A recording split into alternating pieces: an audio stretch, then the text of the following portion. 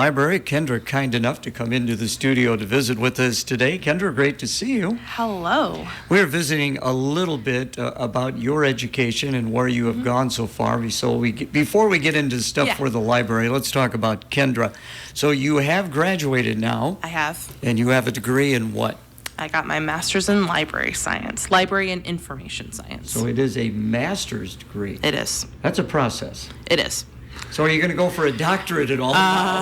So I recently found out that there you can get a doctorate in library and information science, but I think I'm going to hold off, probably indefinitely, but I never want to say never.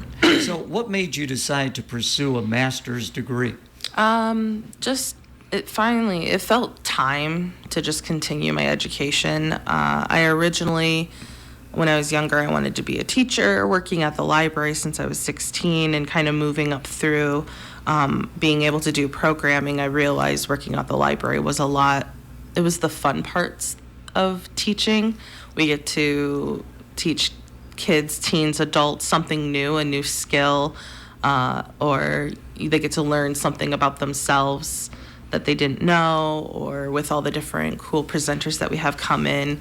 There's just so many chances of that lifelong learning aspect that I really love about education without maybe the red tape that comes with.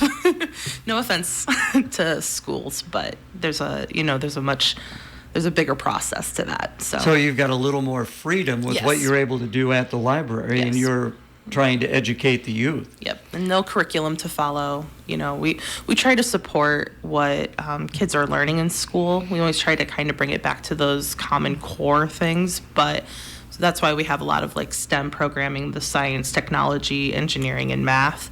But we make it fun. They're not getting a grade for it. So that's what I really like about the library. So now this, of course, with the degree, a little more responsibility. You move up a step at the library. So what's your role now? I just recently started July 1 as library supervisor. So the library combined two of the positions together. So I now supervise more staff, and we're still figuring out all the other things that come along with that, but more just helping with the programming, doing publicity, stuff like this. People might not realize that you mentioned staff, but there are people who need to be there during the open hours of the library. Yes. I believe we have 15 people on staff right now.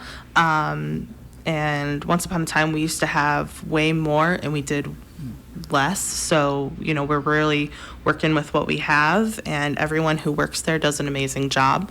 We're very lucky to have those in the library. So, again, visiting with Kendra of the Clinton Public Library. So, what do we have coming up? We have some really great stuff for all of those that are raring to go for market music. It is here this week.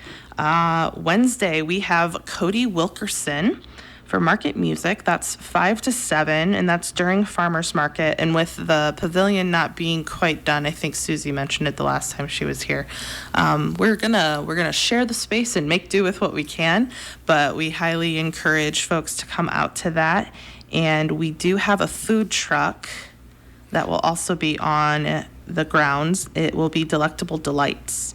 And Cody Wilkerson plays a wide mix of rock, which is classic, modern, alternative, indie, country, pop, and more. So he'll be up on the band shell. Correct. And of course, all the other people, the vendors, will be around there.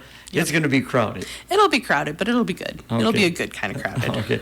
Once they get that pavilion done, it's going to be so much nicer down there. It'll be really nice, yes. So now, do you do this every week, or is it every other week? It's basically every other week.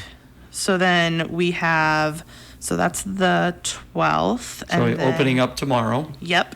And then we've got on the 20th. Oh, shoot. Where it is? Oh, the 26th. We've got the Mamiltons. Same time, 5 to 7 at Foursquare Park. And we'll have Kelly's Girls Wood Fire Pizza. And the Mammiltons play a variety of rock and roll, blues, funk, and jazz. Of course, you're looking at this on your phone, so I would imagine it's available to other folks as well. It is. We have a new calendar. Maybe not so new because we've been talking about it for several months now, but we got a new calendar up on our website in February, and it is really nice because if it's an event that requires registration, you can go ahead and put in your email, your name, everything, and register right there. It's very convenient. So again, Market Music kicking off tomorrow evening. Be sure and just check the website. Social media will get you in tune with what's all going to take place. Exactly. That runs into August, or how far does that go, Kendra? We've got Market Music this year until September. Okay, all right. Yep. Well, that'll be good, because I know, in September, that is still very active down there in the market. For sure. So what else is going on at the library? You talked about something about genealogy. Yes. So the lovely folks at our Lions branch are starting a Genealogy 101. So what I was talking about with the registration on our new calendar, Jeannie and Stuart have this great little thing. Would you like to start researching your family history and don't know where to start?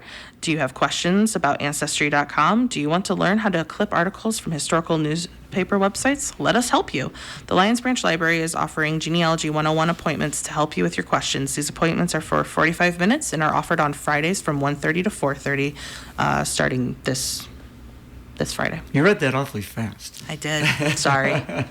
If people, is there 45 minutes, one-on-one. If you've got questions about ancestry or any other genealogy stuff, Stuart and Jeannie are your people to go to on Fridays, and you can register for 45-minute time slots starting this Friday. I would imagine it's fairly interesting. I think everybody kind of wants to know what the family background is. It's always interesting to see what pops up. Yeah, you were saying that your mother has taken an interest in that and found out some interesting things. Yeah, so it's really cool what you can find.